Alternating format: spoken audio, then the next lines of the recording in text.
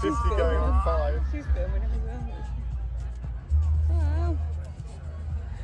Amazing. Beautiful. Wow. We were doing bubbles over the fire last night. Oh, thank you. It's all yours. Made it. Love it. Magic.